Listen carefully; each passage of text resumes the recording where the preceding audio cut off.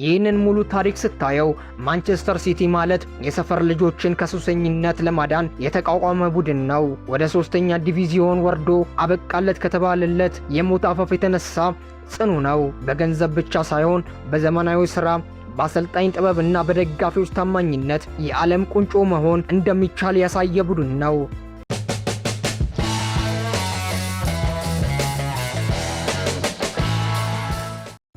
ታሪኩ የሚጀምረው በ1880 ከ40 ዓመት በፊት ነው።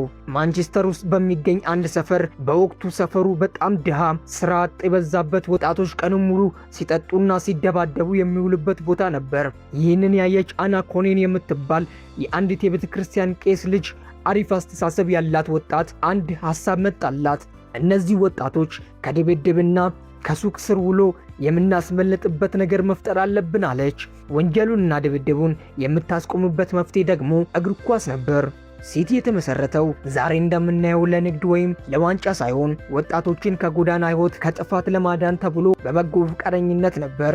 ክለቡ ገና ሲመሰረት ዛሬ የምናውቀው ስም አልነበረም።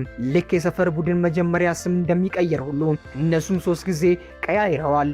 መጀመሪያ በቤተ ክርስቲያኑ ስም ሳንትስ ማርክስ ተብሎ ይጠራ ነበር። ወጣቶቹን ሰብስበው ኳስ ማጫወት ጀመሩ። በኋላ ላይ ሰፈሩን ወክለው አርድዊክ አሉት። በመጨረሻም በ1894 ቡድኑ እየጠነከረ ሲመጣ እኛ እኮ የአንድ ሰፈር ብቻ አይደለንም፣ መላውን የማንቸስተር ከተማ ነው መወከል ያለብን ብለው ዛሬ ዓለም የሚያውቀውን ማንቸስተር ሲቲ የሚለውን ስም ይዘው ብቅ አሉ። ዛሬ ሲቲን ስታየው በኢታድ ስታዲየም ውስጥ በዓለም ውድ የሆነ ተጫዋች ይዞ ጋርዲዮላ እየመራ ዋንጫ ሲያሸንፍ ታያለ። ብዙ ሰው የብድር ቡድን ወይም የገንዘብ ቡድን ሊለው ይችላል።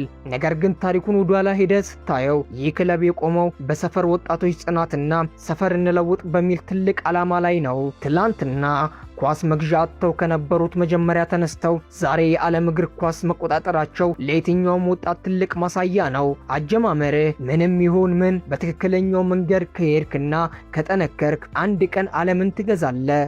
ሲቲ ስሙን ማንቸስተር ብሎ ከቀየረበት ከ1894 ጀምሮ ዛሬ ከአውሮፓ እስከሚገዛበት ዘመን ድረስ ያለው ሙሉ ታሪክ በደስታ፣ በውርቀት፣ በጭንቀትና በመጨረሻ በታላቅ ክብር የተሞላ እውነተኛ ጉዞ ነው።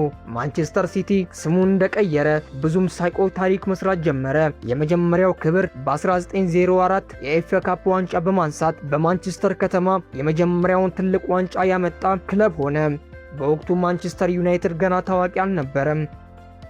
በ1960ዎቹ እስከ 70ዎቹ በጆ ማርሰን እና ማልኮን አሊሰን ስር ሲቲ በጣም ጠንካራ ቡድን ነበር። የሊግ ዋንጫ፣ የኤፍኤ ካፕ እና የአውሮፓ ካፕ ዊነርስ ካፕ አውሮፓ መድረክ ማሸነፍ ችለው ነበር።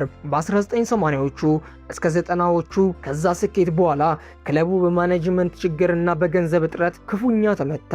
ደረጃው እየቀነሰ ሄደ።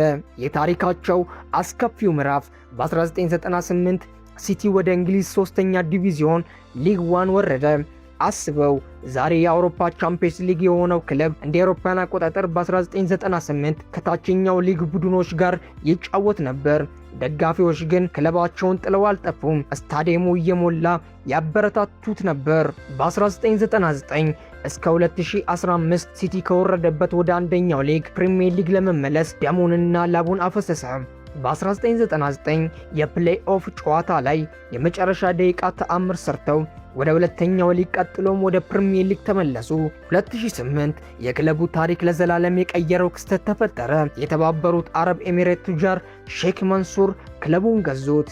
በቢሊዮኖች የሚቆጠር ፓውንድ ወደ ክለቡ ፈሰሰ። እንደ ሮቢንሆ፣ ካርሎስ ቴቬዝ፣ ያያ ቱሬ፣ ዴቪድ ሲልቫና ሴርጂዮ አጉሬዎ ያሉ የዓለም ኮከብ ሰማያዊዎቹን ማሊያ ለበሱ። በ2012 ሲቲ ከ44 ዓመት በኋላ የፕሪሚየር ሊግ ዋንጫ ያነሳበት መንገድ በእግር ኳስ ታሪክ የማይደገም ነው። በመጨረሻ ጨዋታ ሬንጀርስ ጋር እየተጫወቱ እስከ 91 ደቂቃ ድረስ 2-1 እየመሩ ነበር። ዋንጫው ወደ ተቀናቃኛቸው ማንቸስተር ዩናይትድ ለሄድ ሰከንዶች ቀሩት። በ94ኛ ደቂቃ ደግሞ አጉዌሮ አስደናቂ ጎሎችን አግብተው 3-2 በማሸነፍ በጎል ልዩነት ዋንጫውን በለቅሶና በደስታ አነሱ። ይህ ጨዋታ ሲቲ በዓለም መድረክ የኃይል ሚዛን ያስቀየረ ነበር። ሲቲ በታሪኩ ፍጹም ሊበገር የማይችል የእግር ኳስ ማሽን የሆነው እንደ አውሮፓውያን አቆጣጠር 2016 አሰልጣኝ ፔፕ ጋርዲዮላ ከተቀጠረ በኋላ ነው። ሪካርዶችን ማስመዝገብ 2018 በፕሪሚየር ሊግ ታሪክ 100 ነጥብ በመሰብሰብ የመጀመሪያው ክለብ ሆነ። ትራቨል እስከ 2003 ሲቲ የአውሮፓ ትልቅ ዋንጫ ቻምፒየንስ ሊግ ማሸነፍ አይችልም የሚለውን ትችት ሰባብሮ ጣለ። በ2023 የቻምፒየንስ ሊግ፣ የፕሪሚየር ሊግ እና የኤፍኤ ካፕ ዋንጫ በአንድ ዓመት በአንድ ላይ በማንሳት የሶስትዮሽ ትራብል ባለቤት ሆነ። የማይቆመው የበላይነት እስከ 2026 ሲቲ በእንግሊዝ እግር ኳስ ታሪክ ውስጥ ተከታታይ ፕሪሚየር ሊግ ዋንጫዎች በመብላት የራሱን ታሪክ ጽፏል። እንደ ኤርሊንግ ሃላንድ እና ኬቪን ዴ ብሩይነ ያሉ የዓለም ምርጦች ተጫወቱ።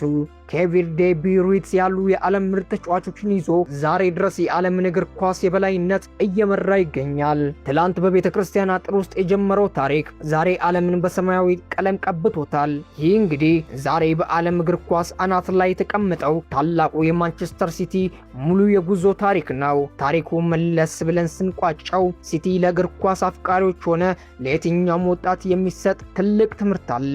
የጀመርክበት ቦታ የደረስክበትን ቦታ አይወስነውም። ትላንት በ1880 ዓመተ ምህረት ወጣቶችን ከጎዳና ሕይወት ለመታደግ በአንዲት ደግ ሴት አነሳሳሽነት በቤተ ክርስቲያን አጥር ውስጥ በተጠነሰሰው ይህ ክለብ በታሪኩ ውስጥ ብዙ ርቀቶችን እስከ 3ኛ ዲቪዚዮን የመውረድ የውርደት ዘመናትን አሳልፈዋል። ነገር ግን የደጋፊዎች ታማኝነት፣ የክለቡ ጽናትና በመጨረሻም የሀብትና የዘመናዊ ዕቅድ ጥምረት ዛሬ በዓለም ላይ ማንም ሊያስቆመው የማይችል የእግር ኳስ ማሽን አድርጎታል። ማንቸስተር ሲቲ ዛሬ ላይ የቢሊዮኖች መጫወቻና የዋንጫ ዳኝ ቢሆንም መሰረቱ ግን ያው የሰፈር ልጆች ስብስብ፣ ህብረትና ማህበረሰብ የመለወጥ ንጹህ ዓላማ ነበር። በአጠቃላይ የሲቲ ታሪክ የስኬት፣ የውድቀት፣ የትንሳኤና የዓለም እግር ኳስ የመቆጣጠር እውነተኛ የዘመናችን አስደናቂ ተረት ነው። ሰማያዎቹ ግዙፎቹ ከታችኛዎቹ ሰፈር ተነስተው ዛሬ ድረስ የዓለም እግር ኳስ የበላይነትን እየመሩ ታሪክ መጻፋቸውን ቀጥለዋል። ስለተከታተላችሁን እናመሰግናለን። ቪዲዮውን ላይክ እና ሼር ማድረግ አትርሱ። በቀጣይ የስፖርት መረጃዎች እስከምንገናኝ ይመቻችሁ።